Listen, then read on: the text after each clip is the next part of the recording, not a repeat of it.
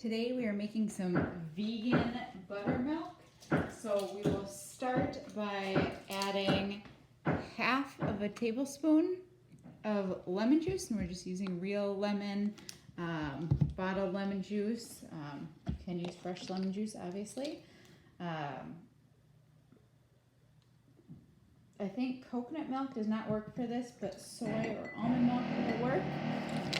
And we're only making half a cup, so it'll be half a tablespoon, and then filling up the rest of the way with our almond milk to our half cup line, or 4 ounces.